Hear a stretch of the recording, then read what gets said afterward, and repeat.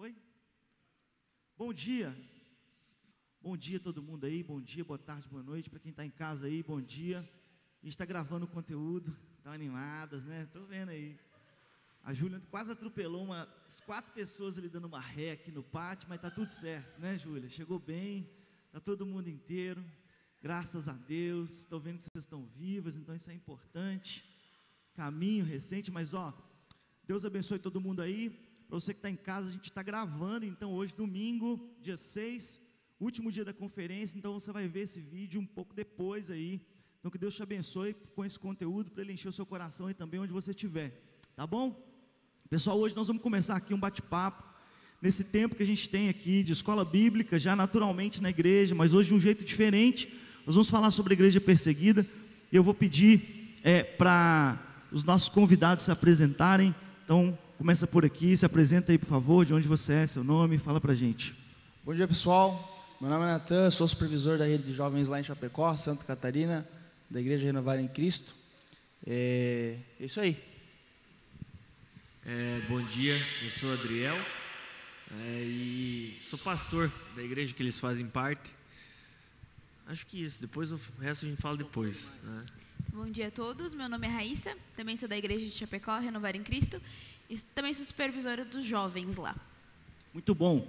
Pessoal, olha só, antes da gente começar, falar de algo mais do nosso contexto, eu queria que a gente só contextualizasse um pouco sobre a igreja perseguida. Como que vocês enxergam isso? A igreja de Atos, ela foi uma igreja, a gente sabe disso, a Bíblia nos conta, a perseguição contra a igreja e tudo, mas essa perseguição contra a igreja foi necessária? Foi necessária? A igreja precisava daquele momento? Enfim, entendendo a igreja onde ela estava, no momento que ela estava, o que ela estava vivendo. Jesus pediu que eles ficassem em Jerusalém, mas será que eles iam se mover se a perseguição não acontecesse? O que vocês acham?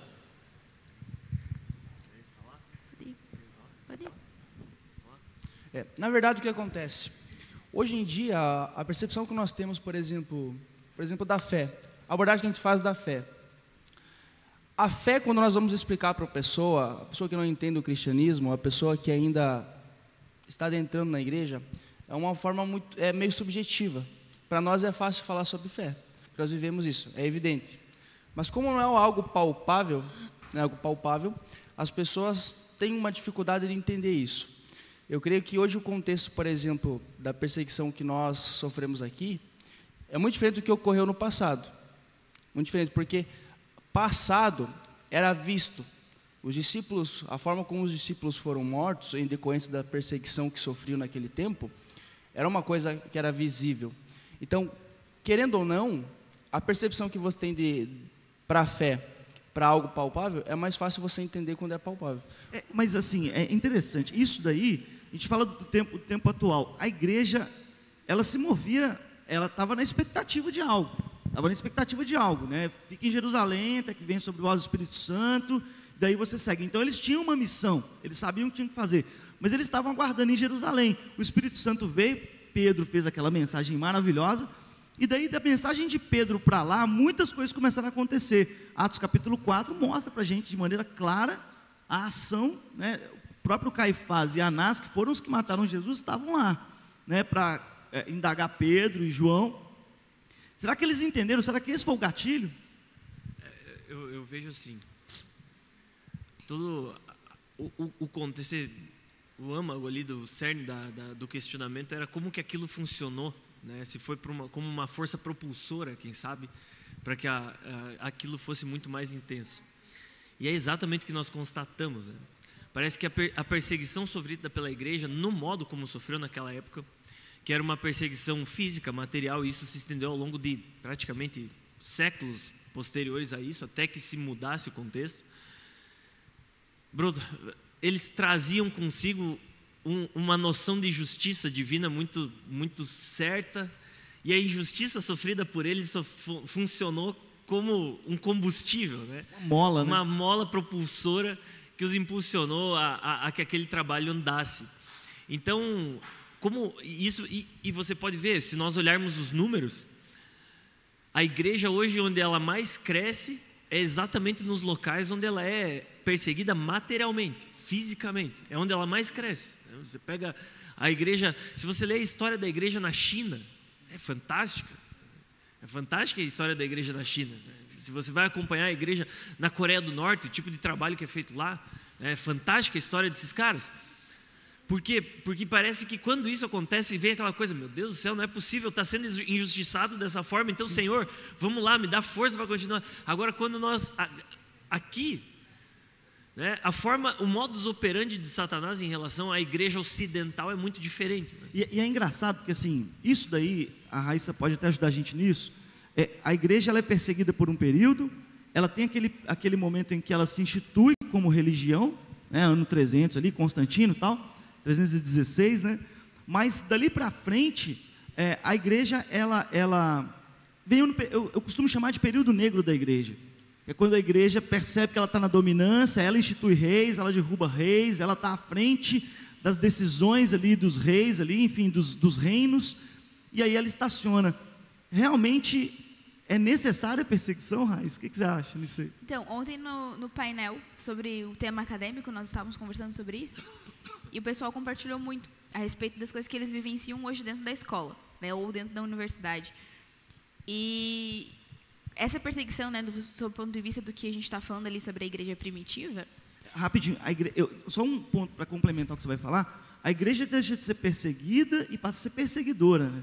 É uma leitura que sempre se fez assim na história, mas enfim. E aí, ali na igreja primitiva, falando, né, a respeito do exemplo que tu citou sobre Pedro, que era uma coisa que a gente conversou ontem no painel, parece que é muito mais fácil para a igreja quando essa perseguição ela é material, ela é palpável, porque aí você se embasa na sua fé e você defende isso. O que a gente vê hoje é uma coisa contrária, né? A gente diz que o pessoal fala que não existe cristofobia, né? Nós somos... A religião cristã ela não é perseguida, ela não tem nenhuma atitude assim contrária a ela. E o que a gente vê é uma coisa muito mais sutil e que é muito mais difícil da gente identificar quando de fato nós estamos sendo perseguidos. E como a gente não identifica, parece que está tudo certo, né? Nossa fé ela está ali tranquila e a gente acaba não abrindo frente a isso, né? Para combater esse tipo de coisa que acontece. E a gente pode dizer que a igreja não está, assim, de certa forma, não tem enxergado essa perseguição velada, que é uma perseguição velada, né? Você vê? Podemos dizer isso também? É uma perseguição velada? Com certeza. Deixa eu tomar a frente. Essa é uma das maiores preocupações que a gente tem. Que existe um processo, né, no Ocidente todo. Existem 3 grandes blocos imperialistas que combatem pelo poder no mundo. Né? O primeiro é o Império Ocidental, o segundo, o Império Russo-Chinês, que é caracterizado pelos soviéticos, e o terceiro, o Império Islâmico. Né? Esses caras estão se degladiando nos últimos séculos aí para assumir a frente. E o futuro do nosso... Alguns às vezes falam sobre o que vai acontecer, Terceira Guerra Mundial. Bom, o que vai acontecer no futuro depende muito de para que rumo esses 3 blocos vão construir um arranjo entre eles. Né? E falando de igreja, vamos falar de igreja ocidental, né? A igreja ocidental, a igreja do Ocidente é uma realidade, é uma situação dentro da realidade diferente da igreja em outros locais do mundo. E o Ocidente, de um modo específico, através do modus operandi, tendo em vista um projeto político de poder da parte do bloco soviético, né? Que são os russos, chineses ali, ele vem sofrendo, o modus operandi desses caras é muito através de um sistema chamado subversão. Muito, muito, muito. Eles não estão numa guerra aberta, largando bomba e tudo mais. Mas eles estão ao longo, principalmente do último século, promovendo um trabalho subversivo no Ocidente, né, em relação a tudo que permeia a cultura ocidental. E tem um contraponto interessante nisso, porque os islâmicos, eles têm uma coisa da questão familiar, né? Eles gerarem filhos, multiplicarem fica isso. Fica fácil de ver e enxergar isso na prática quando você olha a Europa, né? A Europa é a consolidação desse processo, porque a Europa foi o primeiro local que começou a receber esse processo subversivo. E tu veja, aí você começa a ver que desses 3 blocos há uma aproximação muito grande entre o bloco soviético e o bloco islâmico. Né? E na Europa, especificamente, a gente vê como é que eles estão trabalhando junto, de modo que os soviéticos entraram na Europa ocidental, utilizando uma estratégia subversiva, né? Visando uma dominação sociopolítica. E, após que se conseguiu isso, você vê a infiltração de agentes e ocupação de espaço em parceria com o islâmico. Né? Eles vão trazendo... E aí eles conseguem ocupar os espaços que ficaram vazios de cultura, de sociedade e tudo mais. Então, assim, respondendo aí a pergunta, a igreja está no meio disso. Né? Falando de Ocidente e falando de América, a América sofre com esse processo e está nesse cenário de guerra, que essa guerra não está sendo uma guerra ainda, né, material, mas já começou ao longo dos últimos 100 anos, através de um processo de dominação cultural, de dominação da educação, de dominação do pensamento humano, da formação do caráter, da pessoa, da personalidade e tudo mais. A gente considera esse tempo até assim, foi quando a gente começou a fazer essa leitura, né? Exatamente. Porque isso já vem num processo de composição desses grupos já há muito tempo. Mas essa leitura a gente começa a fazer agora e começa a perceber um movimento muito mais ativo para poder calar a igreja, para poder interferir nas ações da igreja. O Natan, conversava com ele lá no primeiro dia, na sexta-feira, e vocês falaram da dificuldade que vocês tiveram em relação ao período da pandemia, né? Quando vocês tiveram que entrar combativos, até na questão da ceia mesmo, quando o Estado quis impor algumas coisas nessa questão, vocês se levantaram lá como grupo, né, e tal. Sim, na verdade, o Adriel vai poder falar muito melhor sobre isso, porque ele esteve à frente desse trabalho. Mas assim, eu quero pegar um adendo daquilo que eu tinha começado a falar. É muito mais fácil quando você vê as coisas acontecendo com você. É muito mais fácil quando é palpável as coisas. Eu creio que, por exemplo, fazendo esse link, depois eu retorno pelo Cristãos pela Liberdade, o porquê que os discípulos conseguiram fazer aquilo é porque realmente a eles era imposta uma responsabilidade, assim como é imposta a nós. Mas também se eles tinham que tomar um posicionamento diário, e ele também, até que alguns deles fugiam para as outras cidades fazendo isso, então a ação deles em virtude disso era vida ou morte. Obviamente que para muitos deles predizem, morrer é lucro, tal, mas eles lutavam para combater, para não morrer, para pregar o evangelho. Hoje para nós entra essa guerra de subversão um pouco mais velada, como você disse, e fica mais difícil, extremamente difícil de interpretar, se você não for uma pessoa que senta e tenta compreender tudo que gira em torno disso. E daí é muito complexo daí, porque nós não podemos só falar do Brasil. O que aconteceu na pandemia, eu posso, modéstias à parte, eu posso falar com propriedade, porque na pandemia nós construímos um movimento chamado Cristãos pela Liberdade. Esse movimento ele ganhou proporções muito grandes no Brasil todo, e esse movimento ele surgiu dentro do cenário de fechamento de igreja. Eu sempre estudei muito a relação de Estado e igreja, e quando começou a acontecer isso, eu vi que estava entrando num rumo complicado. Porque em relação ao Estado, gente, entenda isso. Tudo que você dá para ele, você não toma de volta. Você não tem mais de volta. O que você cedeu para ele avançar sobre a tua vida, você não toma mais de volta. Ao longo da história, você só consegue recuperar isso com guerra. Só através de guerra. E a igreja cedeu um espaço durante a pandemia que ela não toma mais. Nós permitimos que governantes viessem sobre as nossas igrejas dizer se nós deveríamos ou não fazer cultos, como nós deveríamos servir Santa Ceia, quantas pessoas deveriam vir à igreja, se doentes poderiam ou não entrar na igreja. Você tem ideia da gravidade disso? De alguém chegar para um pastor e dizer assim, não, pastor, pessoas imunodeprimidas não podem participar dos cultos. Gente, fala sério. Até para identificar isso. Fala sério. Imagina. Entendeu? Como é que você identifica? Você é imunodeprimido? Tem um médico na igreja. Não, tipo assim, e chegou, cara, aí como esse movimento ele tomou proporções nacionais, tinha pessoas de outros estados que vinham me procurar, pastores que diziam assim, cara, o que eu faço? No meu estado, o governador ele baixou um decreto dizendo que para entrar na igreja tem que apresentar a carteira de vacinação. Eu disse, cara, meu Deus do céu, gente, o que aconteceu com o nosso povo cristão? Tá, e se chegasse agora um cara aqui, ó, com Covid aqui na porta, mas, morrendo, tá, morrendo, e ele chegasse com a última força que ele dissesse assim, não, eu quero ir lá na frente, quero me ajoelhar lá, eu sei que se orarem por mim eu vou ser curado. Aí nós vamos virar para ele, irmão, peraí, tem um decreto aqui, ó, que não deixa você fazer isso, temos que respeitar o nosso...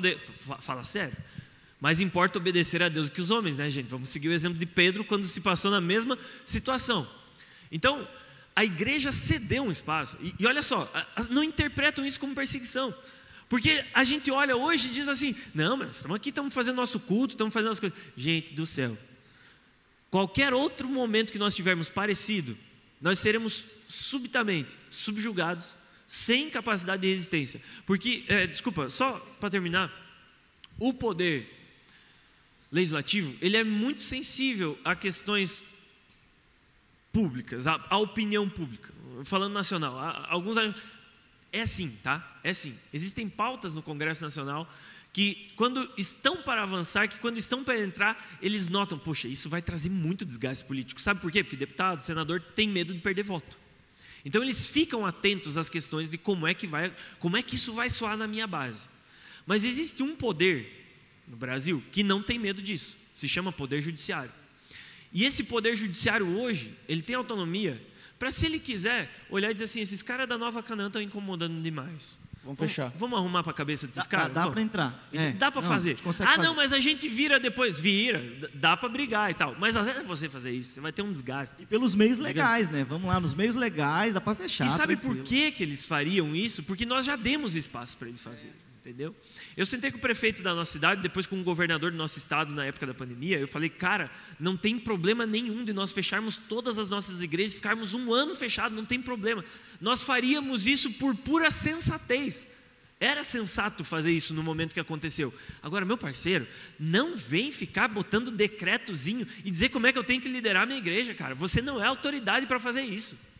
E se você achar que é autoridade, eu vou fazer questão de descumprir para mostrar para você que você não é autoridade sobre a igreja. Eu sou submetido, não estou aqui com a minha Bíblia, ela está lá no banco. Eu sou submisso, em primeiro lugar, à palavra de Deus. No momento em que você fazer qualquer coisa que se opõe à palavra, no meu estado, teve portaria de secretário de saúde dizendo como é que nós deveríamos servir a Santa Ceia dentro da nossa igreja. Gente, você sabe o que isso significa? Isso é uma afronta. Porque a Santa Ceia é um ato sacro, milenar, instituído pelo próprio Cristo. Isso faz parte da liturgia cristã, gente. E nós permitimos que servos do Satanás, porque o secretário de saúde que fez isso no nosso estado, ele foi exonerado do cargo dele por corrupção 3 meses depois de editar essa portaria. Era um homem devasso. E assim, quem é esse cara para vir dizer o que nós temos que fazer ou não? Eu acho que a grande preocupação é como que a igreja se torna combativa nesse aspecto. Olha só, Raíssa falou dos universitários, eu fico imaginando o avanço. Quando você cede um pouquinho e eles conseguem entrar nesse espaço, eles dominam. Agora o Estado está sob a mão do Estado, a gente toma frente disso. Nas universidades, a gente conversa com muitos universitários aqui, o que a galera fala é, olha, a discussão é sempre uma discussão clara sobre igreja, que Deus não existe e tal, aquela coisa toda. E assim, dentro do ambiente universitário, talvez para os nossos jovens, os nossos adolescentes que estudam ainda no ensino médio, eles falam muito isso comigo, pastor, a gente tem muita dificuldade às vezes de se posicionar, de se impor, porque os professores, eles são uníssonos às vezes no seu posicionamento. Como que é esse comportamento? Aqui, pelo menos aqui em Minas Gerais, a gente tem vivido, Raíssa, assim, um momento delicado, de reflexão, de perceber o nosso ambiente e tentar aí entrar nesse espaço e ocupar esse espaço. Mostrar, estamos aqui, a gente está ocupando esse espaço, somos igreja, somos cristãos e tal. Como que é isso lá no seu estado? Como que vocês têm vivido isso em relação a essa cultura assim, universitária, acadêmica como um todo? Então, dentro de tudo isso que está sendo falado, uma coisa que a gente enxerga bastante é que, na verdade, o Estado ele não é laico, ele é anticristão, porque todas as coisas podem, menos o cristianismo. Então, quando eu liderava os adolescentes, por exemplo, uma das maiores dores que as meninas sentiam é que elas iam na biblioteca da escola, na aula de português, e aí o professor liberava para escolher um livro para eles lerem durante o momento de leitura. E elas encontravam livros de diversas religiões, inclusive o Alcorão, na biblioteca da escola, mas elas não encontravam uma Bíblia. E todas elas que levavam a Bíblia para tentar fazer alguma atividade do PG, alguma coisa assim, elas eram ridicularizadas na escola por conta disso. E até ontem, no painel, uma das meninas compartilhou algo que ela vivenciou na escola, em que, simplesmente por ela ser cristã, os professores e a turma inteira se juntaram contra ela para ridicularizar o posicionamento dela, como se ela estivesse tentando impor algo quando ela não estava. Ela só simplesmente defendeu o ponto de vista dela, e a escola inteira se voltou contra ela, por ela ser cristã. E aí, tem todo esse discurso de que nós somos intolerantes, a gente não aceita as demais coisas. E é justamente o contrário. Nós estamos defendendo o nosso ponto de vista, e aí nós somos intolerantes. Não, você não pode falar, você tem que aceitar todas as coisas pela questão do amor. Então, eu acho que a nossa principal dificuldade é justamente essa, criar esse ambiente para os nossos jovens e para os nossos adolescentes, em que eles enxerguem que eles não são os únicos que estão sofrendo esse tipo de coisa, que existem mais pessoas. É possível ser subversivo nesse ambiente? A gente fala assim, não, o Satanás mudou os modos operantes, ele vem com uma atitude subversiva ali para poder frear, né, a igreja. Mas é possível nós, universitários, acadêmicos de uma maneira geral, subverter nesse ambiente? Eu acho que o processo ele é muito mais difícil. Uma coisa que a gente conversou ontem bastante é que eu acho que o principal ponto, né, não é você tentar ir lá e converter todo mundo e desfazer todo o sistema que está criado. É você estar blindado para que o sistema não entre na tua cabeça. E ocupar o espaço. Exatamente. Agora, você querer mudar toda a realidade, eu acho que é uma coisa meio utópica, assim, é muito difícil, porque é uma coisa que vem sendo construída há muito tempo. E primeiro nós temos que desconstruir a nossa mentalidade das coisas que já foram criadas em nós, para que então a gente consiga combater isso. Mas é uma coisa que eu acredito que tem que ser muito mais você, né, se fortalecendo, e a tua fé estando ali firme nas convicções que você tem, você se preparando para enfrentar esse ambiente hostil, do que você querendo chegar lá como um agente que vai transformar todas as coisas. É um processo preparar gradual. o campo aqui, né? Exato.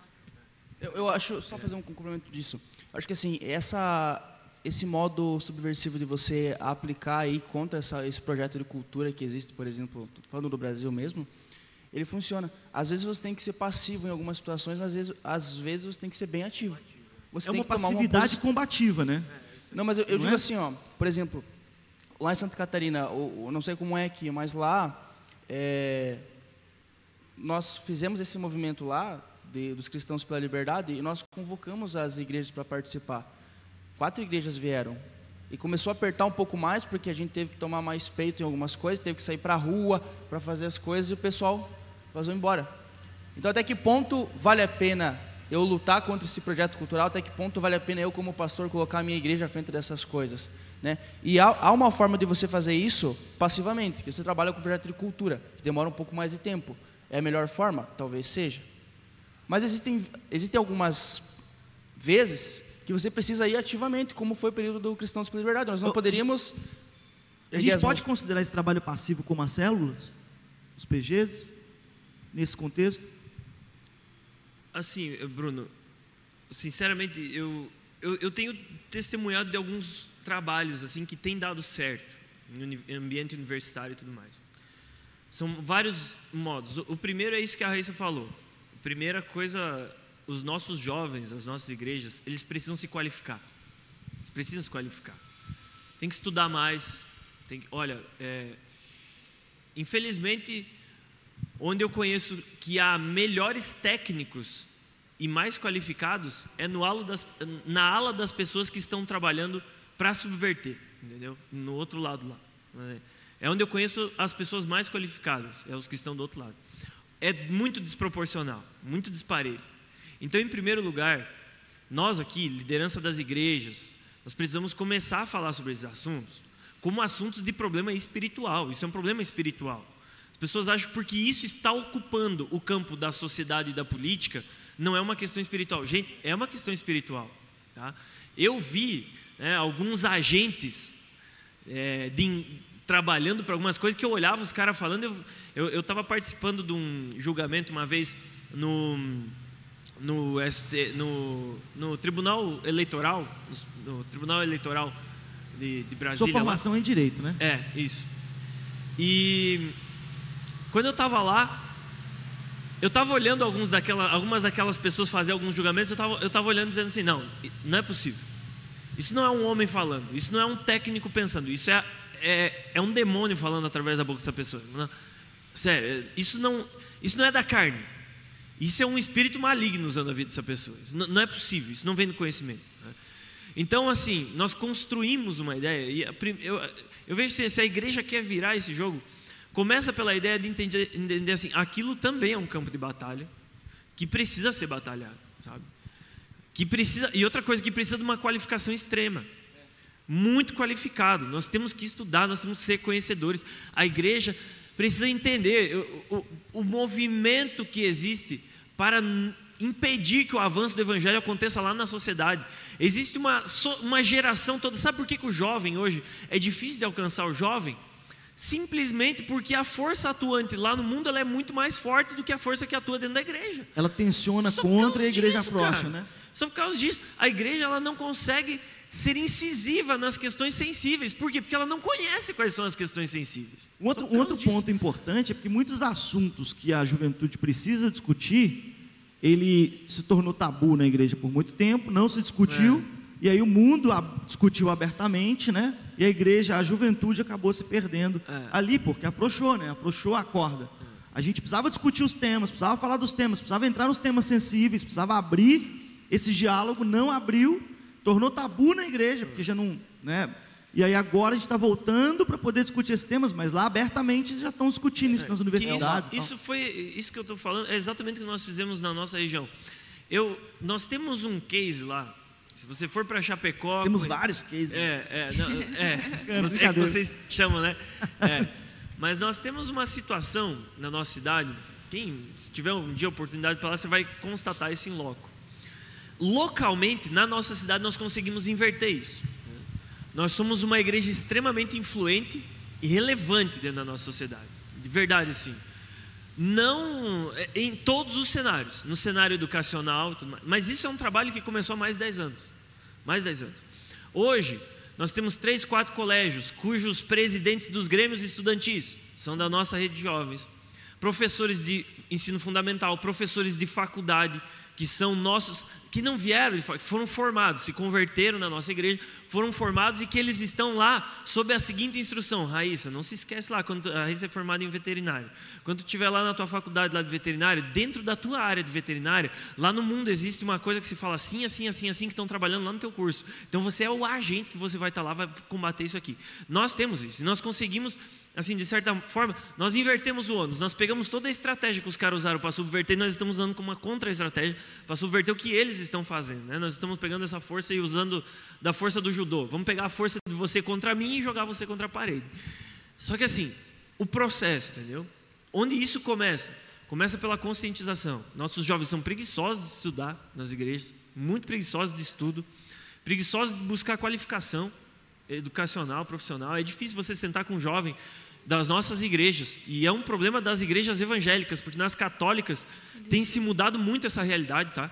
Eu sei porque eu tive num congresso ministrando quando semana? Foi no início de julho, mês passado, ministrei num congresso, cara, a juventude católica, acreditem, os caras estão trabalhando com isso ferozmente. Cara, os católicos estão muito preocupados com o que está acontecendo no mundo. E os evangélicos estão ali, ó, deixa queimar. Isso é tão forte. E está queimando, está pegando fogo aí fora, entendeu? Isso é tão forte, porque eu vejo assim, a preocupação, a gente anda muito preguiçoso, caminha a passos muito lentos, enquanto outros grupos se fortalecem cada vez mais. Eu vejo assim, eu tenho mensalmente eu converso com vários universitários sobre temas específicos, são temas sensíveis, temas de discussão aberta, numa linha muito ampla, desde o ambiente social até o ambiente religioso, e eu falava com eles um tema assim sobre criacionismo e tal, e eu dizia para vocês antes lá, falava assim, olha, tem pessoas que elas estão com uma ideia sobre o mundo, sobre a sociedade, sobre a vida, que estão completamente erradas. Eles estão numa bolha tão fechada e eles acham que estão certos. Mas não tem ninguém da gente que chega lá para falar o contrário, fala, você está numa bolha, está tudo errado, o que você está falando não é isso, para contrapor com propriedade, porque falta para a gente, talvez, essa coragem para estudar um pouco mais, para buscar um pouco mais, para se inteirar um pouco mais do mundo, para aprender mais e realmente se formar, para conseguir se colocar no lugar de contrapor essas coisas. É que na prática, isso que você está falando é o seguinte, muito se fala sobre os professores, os professores universitários, coisa. Gente, os professores universitários, eles tiveram uma educação, que eles foram formados daquela forma, e o modo de entendimento cosmológico e cosmopolítico deles é aqueles, entendeu? Eles estão falando aquilo. Como é que o jovem cristão vai vencer isso? Gente, é muito simples. Como é que eu vou lidar com o ambiente acadêmico? É muito simples, e isso é experiência pessoal, dá certo. Você pega tudo que o teu professor estudou, tudo que os teus colegas estão estudando, e você estuda. Isso. Você lê todos os livros que eles leram. É o caminho mais... E aí você pega todos os que eles não leram e estuda também. E aí você compara. É simples, você só precisa estudar mais que eles para poder sentar. Agora, claro, aí nós temos que... não, eu acho que a coisa não é assim. Por quê? Porque o meu pastor falou. Pô, meu parceiro, não vai dar. O cara levanta um ponto. Não vai dar. A gente pega aquele ponto e toma aquele ponto assim. Tá bom, o professor falou, e aí? Aí você leva para uma discussão talvez menor ou de menos relevância e deixa do jeito que está. E talvez falta para a gente um pouco mais dessa busca para se inteirar mais desse assunto. Porque aí eu vejo discussões que já foram vencidas biblicamente em várias esferas, e nas universidades elas ainda estão lá. Ah, não, Deus não existe, meu. E por as que, pessoas, sabe? Essas discussões já foram vencidas, e aí biblicamente tem como a gente contrapor biblicamente. E aí academicamente, não só biblicamente, mas eu estou indo para o mínimo, que é o que a gente tem que fazer, eu estou indo para o mínimo. Mas numa maneira geral, biblicamente já dá para contrapor. Você pode pegar aquilo e falar, está na Bíblia aqui e tal, beleza. Ah, me dá alguma coisa factível. Tenho também, tenho estudos acadêmicos, tenho materiais, eu consigo contrapor com materiais fora do contexto religioso, bíblico e tal, que eu consigo defender minha posição. E aí nos falta isso, essa busca. Nós temos que construir... Só porque a Raíssa ia falar, os dois, eu interrompi os dois, de uma vez só, peraí. O que as pessoas muitas vezes acham, por exemplo, que você negar a tua fé, não vou servir a Cristo, vou sair da igreja, não quero mais saber do pastor. E não é isso. Às vezes, se você se omitir de fazer isso no lugar que você está negando a sua fé já. Você deixa de fazer isso, né? E quando você entra, por exemplo, em assuntos pequenos, a nossa igreja lá, uma forma que nós adotamos estrategicamente para subverter isso dentro das escolas, e não só dentro das escolas, mas, por exemplo, até dentro das instituições estaduais, polícia militar, polícia civil. Muitas pessoas são agentes públicos, né? A região, né? Como que essas pessoas, estando servindo o Estado, vão se contrapor ao próprio Estado que remunera elas? Entendeu? Então, isso se faz, como o Adriel falou no começo, trabalhando mesmo a pessoa. E esses assuntos que são sensíveis para quem? Para quem não conhece. Agora, as lideranças precisam qualificar. A liderança, não digo só o pastor. A liderança é eu, supervisor, é eu, líder de célula. Eu preciso me especializar nisso para que não se torne sensível, para que eu tenha lastro para quando eu precisar defender a minha fé, eu poder fazer isso. Porque é um assunto sensível para mim, mas daí eu deixo de falar, eu vou para o mundo doutrina. E por que o cristão hoje ele é ridicularizado dentro da escola, dentro da universidade? A culpa é nossa, né? A gente fica dizendo, não, Satanás está furioso, né? Está agindo contra a igreja. Mas não é, nós não nos damos o trabalho de estudar sobre aquilo que nós mesmos acreditamos. Nós somos um povo ignorante.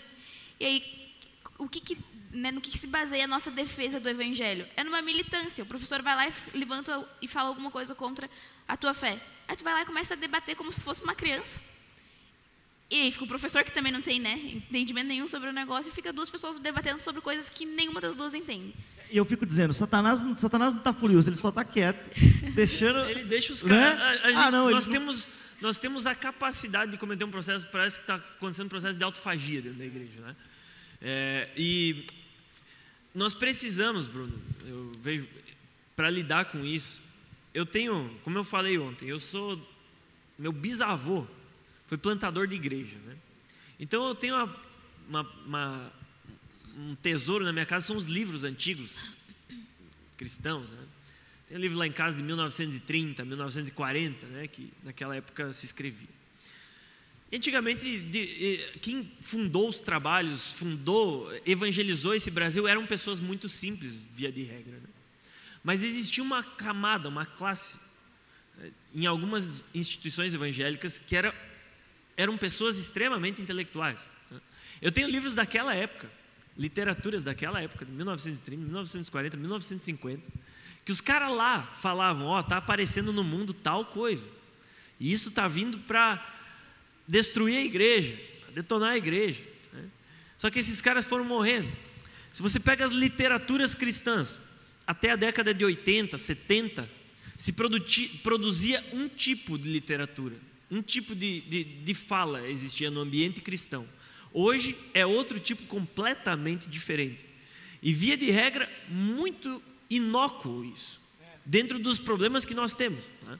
Inócuo é algo que, apesar de existir, não consegue surtir efeito e ser incisivo.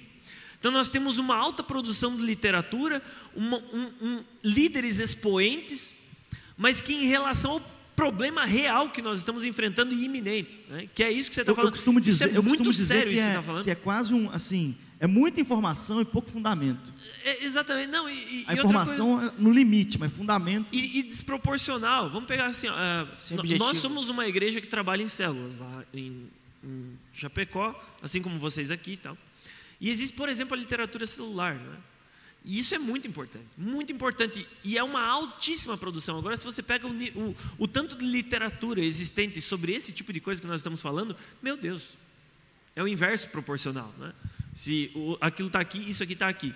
E isso é de um problema muito grave, porque a ação de Satanás... Só para complementar o que você está falando, eu li um livro do Marcus Lewis, Apologética para o século XXI. Fantástico livro. Ele tem um equilíbrio entre esse mundo moderno e essa perspectiva cristã, e ele traz exatamente isso. Olha, você tem uma quantidade de literaturas absurdas. Se você somar todas elas... Jesus, o maior psicólogo. Vai por aí. Você soma todas elas e coloca assim numa mesa e faz assim um contraponto. Bom, o que isso te ajuda? Como que isso te ajuda a confrontar o que está confrontando a igreja? Em resumo, essas literaturas que estão sendo produzidas, você pode ver, você encontra tudo isso na Bíblia. Sobre Jesus te ajudar a resolver teus problemas e tal. Meu irmão, eu não preciso sentar e escrever sobre isso para tu entender sobre isso, todo mundo sabe, né? Agora, a respeito disso, é um trabalho intelectual extremamente exaustivo, extremamente delicado, muito difícil de se fazer, que exige um grau de investigação muito grande, e por isso que não faz, né? Que existe um nível de especialidade muito grande. Agora, a igreja, se quiser fazer algo a respeito, em primeiro lugar, nós, liderança, nós precisamos nos ocupar de formar uma intelectualidade a respeito disso. Nós não conseguiremos fazer sem isso. Tem o poder de Deus, mas o poder de Deus age através disso. Quem era Paulo? E assim, isso é tão sério. Deixa eu me dar 5 minutos aqui. 4? Tá. Olha só, Jesus, no ministério dele, a primeira coisa que ele fez foi identificar o que existia na sociedade que faria oposição aos intentos que ele tinha para executar a missão que ele tinha. Ele sabia que o partido fariseu, que estava lá, saduceu, que estava lá, era a oposição ao sistema que ele queria levar para aquelas pessoas da época. E o que ele fez? Ele foi extremamente combativo àquela cultura. Extremamente combativo. Paulo fez a mesma coisa. Antes de exercitar o ministério dele, ele teve um olhar a respeito do mundo que ele vivia extremamente sensato, e ele soube exatamente o que ele precisava combater na sociedade, no mundo da época, para que a missão que ele tinha pudesse avançar. Ele não saiu pregando para as nuvens, para as paredes e tudo mais, não. Ele sabia exatamente qual é a cultura de vocês, qual é a cultura existente na vida desses caras, que eu preciso combater, e que está tentando avançar contra mim, que impede o avanço. Ele usou isso várias vezes na igreja de Corinto, ele fez, né? Aquela questão dos santos, quando ele batia, dos filósofos, ele pegou tudo isso, trouxe, apropriou disso, para trazer a mensagem de maneira ampla. Olha, a gente já está acabando, faltam aí 5 minutos, eu vou dar para vocês um tempo para vocês fecharem aí, concluir, mas é muito importante essa discussão, principalmente por se tratar desse tempo que a gente está vivendo. Hoje o Congresso, né, da Juventude, a Conferência da Juventude, a gente está falando de chamado, e o ambiente de influência nosso, ele é fundamental, né? A gente fala de chamado, mas onde, né? Onde é a sua Jerusalém? Onde está ali o seu chamado? Você foi chamado para quê, né? E aí, quando a gente fala desse ambiente de chamado, a gente está falando de nós, mas também está falando de como esse chamado se aplica na vida do outro. Então eu espero que essa discussão, ela não fique só aqui, que ela ecoe no seu coração, que ela ecoe no ambiente de ensino, que ela ecoe no seu ambiente de trabalho, que ela ecoe no seu ambiente acadêmico, no seu ambiente de estudo, nas suas devocionais, enfim, que isso reflita no coração de cada um, no nome de Jesus. Nós já vamos fechar, eu vou deixar vocês falarem aí para concluir aí a perspectiva de vocês, tá bom? 1 minutinho para cada um, para a gente poder encerrar aqui. Só para concluir, eu acho que assim, Bruno, falando sobre liderança e jovens, são assuntos que demandam muito tempo para conversar. Isso aqui é um assunto que vai... Impossível esgotar isso. Fazer isso, resolver isso hoje. Mas assim, nós também não podemos deixar isso no ar. Acho que tem que trazer a solução. Eu acho que o princípio de tudo que tem, é o que nós estamos fazendo em Chapecó, é o que nós fazemos com nós mesmos. Lá em Chapecó, a gente não tem em Chapecó, Santa Catarina, aquela região lá, não é uma região que o pessoal nasce estudando, que o pessoal se disciplina à leitura, ao estudo. Então, uma grande barreira que a gente tem que impor, nós como liderança, é nós mesmos. Nós nos disciplinarmos e nós nos educarmos, né? Eu acho que isso é o princípio, eu acho, tenho certeza que isso é o princípio para todo cristão, todo jovem que quer desenvolver a obra de Deus, quer defender sua fé. Paulo, instruindo a Timóteo, ele fala: tem cuidado de ti mesmo e da doutrina, persevera nessas coisas. Então, nós, como servos do Senhor, se nós deixarmos de fazer isso, nós somos omissos. Então, nós temos que primeiro nos autodeterminarmos a nos educarmos. Nos responsabilizarmos. Né? Perfeito. E eu, assim, para fechar, né, a minha contribuição fica na questão individual mesmo, né? Os nossos jovens lá em Chapecó, eles têm muito problema que eles se convertem, mas a família não. E isso é uma realidade minha também, né? Quando eu me converti, demorou um tempo para que a minha família também se convertesse. Então, o principal meio, não principal, mas um dos primeiros meios que tu tem que combater é dentro da tua própria casa, que você é perseguido dentro da tua casa, por conta da fé que você abraça.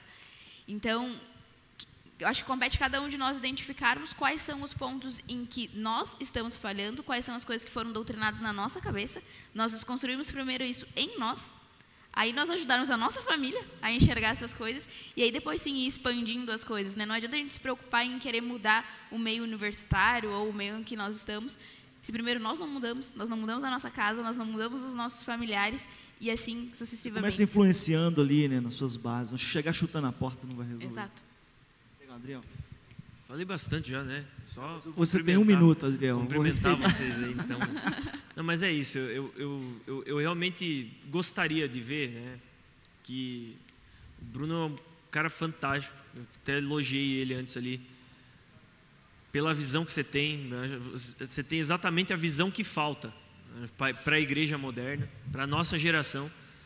E vocês aí, né, que são pastoreados por esse rapaz aqui, vocês têm que se envolver nas coisas que Deus está colocando no coração dele aí, porque não tenham dúvida que Deus está enxertando no coração dele o que é necessário para conseguir ser incisivo a respeito dos reais problemas que nós estamos enfrentando. Nós temos um problema na nossa geração. Se os nossos pastores da nossa geração não acordarem, nós seremos engolidos. Nós não seremos, nós estamos sendo já. Tá? Nós já estamos sendo. Mas eu creio na misericórdia de Deus, levantar pessoas como o Bruno, né, com visão, com entendimento, para poderem levantar pessoas e abrir a mentalidade das pessoas para tomarem os posicionamentos que são necessários. Então, se envolvam, né, com essa obra, com essa visão que Deus está colocando no coração dele, porque eu tenho certeza que isso aqui provém de Deus, tá bom? Amém. Obrigado, pastor. Gente, a gente está encerrando. Para quem está em casa aí, você vai ver esse vídeo só depois, mas a gente já quer que você seja muito abençoado aí em nome de Jesus. E assim, espero que isso fortaleça, no nome de Jesus, o seu coração. É um assunto inesgotável, né? A gente vai falar disso até não ter mais jeito, mas realmente assim, a gente precisa começar a se posicionar, levantar a voz, abrir o olhar para o momento que a gente está vivendo e para as necessidades, né, desse mundo, porque esse é o nosso papel, a nossa caminhada é essa. Amém? Nós vamos orar agora, em seguida a gente vai ter esse tempo aí para a equipe de louvor se preparar, e aí você aguenta aí que daqui a pouquinho tem culto, hoje tem ceia, o pessoal já está ali me impressionando, eu estou no horário, viu gente? Aí ó, passei 1 minuto, brincadeira, amo vocês. Vamos orar? Senhor, eu te agradeço, Pai, por esse tempo, te louvo porque o Senhor tem sido bondoso conosco e nos ensinado a viver, ó Deus, esse novo tempo de percepção aqui na nossa igreja sobre o mundo, Pai, mas muito mais o nosso posicionamento sobre como ir até Ele e fazer, ó Deus, em nome de Jesus, esse mundo perceber que nós temos aqui a clareza do Evangelho de Jesus, a clareza do Evangelho que liberta, que salva, que renova, que transforma, que alivia e equilibra ideias. Meu Pai, no nome de Jesus, nos ajuda nesse tempo, nos fortalece nesse tempo. Eu te agradeço por esse momento, ele é um momento importante, ele divide, Senhor, aqui, ó Deus, as nossas intenções, Senhor, e ela coloca a nossa mente uníssona no Senhor, Pai. Obrigado pelo que nós temos vivido aqui, nos ajuda, nos fortalece em nome de Jesus, e abençoa agora esse novo tempo aí com culto, Senhor, de noite também, no nome de Jesus, amém. Amém? Meus irmãos, teremos daqui a pouquinho culto, hoje tem ceia, e à noite o pastor Adriel fala, daqui a pouquinho a Raíssa vai nos falar. Sexta quem falou foi Natan, glória a Deus, obrigado gente.